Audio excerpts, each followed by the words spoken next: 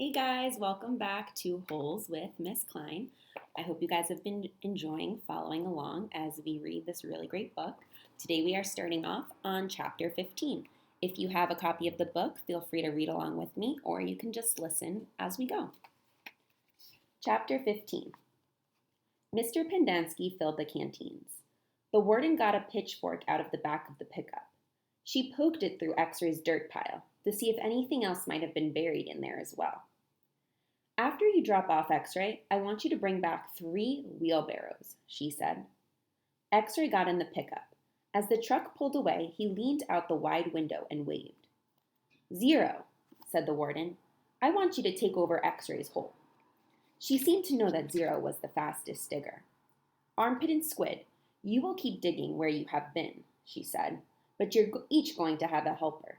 Zigzag, you help Armpit. Magnet will help Squid. And Caveman, you'll work with 0. We're going to dig the dirt twice. 0 will dig it out of the hole, and Caveman will carefully shovel it into a wheelbarrow. Zigzag will do the same for Armpit and the same with Magnet and Squid. We don't want to miss anything. If either of you find something, you'll both get the rest of the day off and a double shower. When the wheelbarrows are full, you are to dump them away from this area. We don't want any dirt piles to get in the way. The warden remained at the site for the remainder of the day, along with Mr. Pendanski and Mr. Sir, who showed up after a while. Occasionally, Mr. Sir would leave to take water to the other groups of campers, but otherwise, he and the water truck stayed parked there. The warden saw to it that no one in Group D was ever thirsty. Stanley did as he was told. He carefully looked through all the dirt dug up by 0 as he shoveled it into a wheelbarrow, though he knew he wouldn't find anything. It was easier than digging his own hole. When the wheelbarrow was full, he took it a good distance away before dumping it. The warden couldn't keep still. She kept walking around, looking over the boy's shoulders and sticking her pitchfork through the dirt piles. You're doing fine, just fine, she told Stanley. After a while, she told the boys to switch places, so that Stanley, Zigzag, and Magnet dug in the holes, and 0, Armpit, and Squid shoveled the excavated dirt into the wheelbarrows. After lunch, 0 took over the digging again, and Stanley returned to the wheelbarrow. There's no hurry, the warden said several times. The main thing is not to miss anything. What do you guys think she's looking for? The boys dug until each hole was well over 6 feet deep and wide. Still, it was easier for 2 boys to dig a 6-foot hole than it was for 1 boy to dig a 5-foot hole. All right, that's enough for today, the warden said. I've waited this long, I can wait another day. Mr. Sir drove her back to her cabin. I wonder how she knew all our names, Stanley said as he walked back to the compound. She watches us all the time, said Zigzag. She's got hidden microphones and cameras all over the place. In the tents, the rec room, the shower. The shower? Asked Stanley. He wondered if Zigzag was just being paranoid. The cameras are tiny, said Armpit. No bigger than the toenail on your little toe. Stanley had his doubts about that. He didn't think they could make cameras that small. Microphones, maybe. He realized that was why X-ray didn't want to talk to him about the gold tube at breakfast. X-ray was afraid the warden might have been listening. One thing was certain. They weren't just digging to build character. They were definitely looking for something. And whatever they were looking for, they were looking in the wrong place. Stanley gazed out across the lake, toward the spot where he had been digging yesterday when he found the gold tube. He dug the hole into his memory. Chapter 16. As Stanley entered the rec room, he could hear X-ray's voice from all the way across the room. See what I'm saying? X-ray said. Am I right or am I right? The other bodies in the room were little more than bags of flesh and bones, dumped across broken chairs and couches. X-ray was full of life, laughing and waving his arms around as he talked. Yo, caveman, my man, he called out. Stanley made his way across the room. Hey, slide over, Squid, said X-ray. Make room for the caveman. Stanley crashed onto the couch. He had looked for a hidden camera in the shower. He hadn't seen anything, and he hoped the warden hadn't either. What's the matter? Asked X-ray. You guys tired or something? He laughed. Hey, keep it down, will you? Groaned Zigzag. I'm trying to watch TV. Stanley glanced uncertainly at Zigzag, who was staring very intently at the busted television screen. The warden greeted the boys at breakfast the next morning and went with them to the holes. 4 dug in the holes and 3 tended to the wheelbarrows. Glad you're here, X-Ray, she said to him. We need your sharp eyes.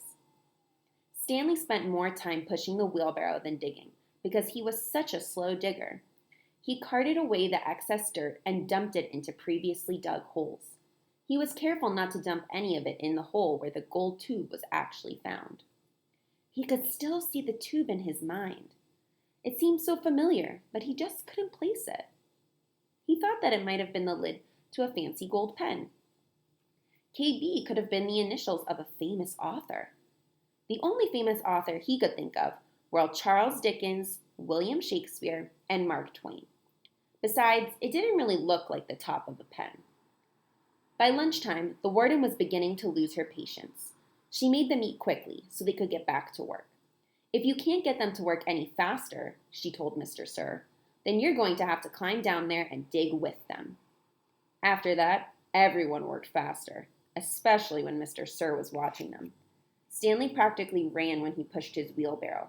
Mr. Sir reminded them that they weren't Girl Scouts. They didn't quit digging until after every group had finished. Later, as Stanley sprawled across an understuffed chair, he tried to think of a way to tell the warden where the tube was really found, without getting himself or X-Ray into trouble. It didn't seem possible. He even thought about sneaking out at night and digging in that hole by himself. But the last thing he wanted to do after digging all day was to dig at night, too. Besides, the shovels were locked up at night, presumably so they couldn't be used as weapons. Mr. Pendanski entered the rec room. Stanley, he called as he made his way to him. His name's Caveman, said X-Ray. Stanley, said Mr. Pendanski. My name's Caveman, said Stanley. Well, I have a letter here for someone named Stanley Yelnats, said Mr. Pendanski. He turned over an envelope in his hands. It doesn't say Caveman anywhere. Thanks, Stanley said, taking it. It was from his mother. Who's it from? Squid asked. Your mother? Stanley put it in the big pocket of his pants. Aren't you going to read it to us? Asked Armpit. Give him some space, said X-Ray. If Caveman doesn't want to read it to us, he doesn't have to. It's probably from his girlfriend. Stanley smiled. He read it later, after the other boys had gone to dinner. Dear Stanley, it was wonderful to hear from you. Your letter made me feel like I was one of the other moms who can afford to send their kids to summer camp. I know it's not the same, but I'm very proud of you for trying to make the best of a bad situation. Who knows? Maybe something good will come of it. Your father thinks he is real close to a breakthrough on his sneaker project. I hope so. The landlord is threatening to evict us because of the odor. So that means the smell. I feel sorry for the little old lady who lived in a shoe. It must have smelled awful. Love from both of us. What's so funny? Zero asked. It startled him. He thought Zero had gone to dinner with the others.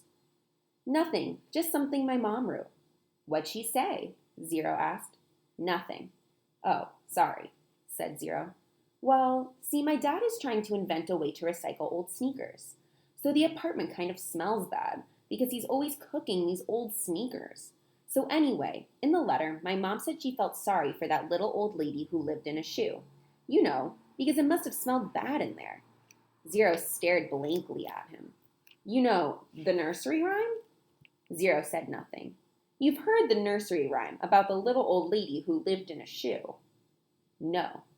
Stanley was amazed. How did it go? Asked Zero. Didn't you ever watch Sesame Street? Stanley asked. Zero stared blankly. Stanley headed on to dinner. He would have felt pretty silly reciting nursery rhymes at Camp Greenlink. Chapter 17. For the next week and a half, the boys continued to dig in and around the area where X-Ray had supposedly found the gold tube. They widened X-Ray's hole as well as the holes Armpit and Squid had been digging until the 4th day when all 3 holes met and formed one big hole. As the days wore on, the warden became less and less patient. She arrived later in the morning and left earlier in the afternoon. Meanwhile, the boys continued to dig later and later.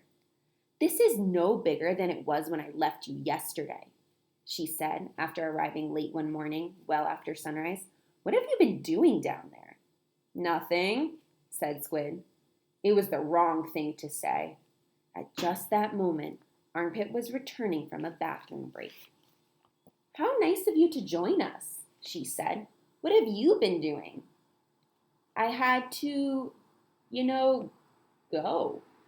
The warden jabbed at Armpit with her pitchfork, knocking him backward into the big hole. The pitchfork left holes in the front of his shirt and 3 tiny spots of blood. "You're giving these boys too much water," the warden told Mr. Pendanski. They continued to dig until late afternoon, long after all the other groups had finished for the day. Stanley was down in the big hole, along with the other 6 boys. They had stopped using the wheelbarrows. He dug his shovel into the side of the hole. He scooped up some dirt and was raising it up to the surface when Zigzag's shovel caught him in the side of the head. He collapsed. He wasn't sure if he passed out or not. He looked up to see Zigzag's wild head staring down at him. "I ain't digging that dirt up," Zigzag said. "That's your dirt." "Hey, Mom," Magnet called. "Caveman's been hurt." Stanley brought his fingers up to the side of his neck. He felt his wet blood and a pretty big gash just below his ear. Magnet helped Stanley to his feet, then up and out of the hole. Mr. Sir made a bandage out of a piece of his sack of sunflower seeds and taped it over Stanley's wound. Then he told him to get back to work. It isn't nap time. When Stanley returned to the hole, Zigzag was waiting for him. "That's your dirt," Zigzag said. "You have to dig it up. It's covering up my dirt." Stanley felt a little dizzy. He could see a small pile of dirt. It took him a moment to realize that it was the dirt which had been on his shovel when he was hit. He scooped it up. Then Zigzag dug his shovel into the ground underneath where Stanley's dirt had been.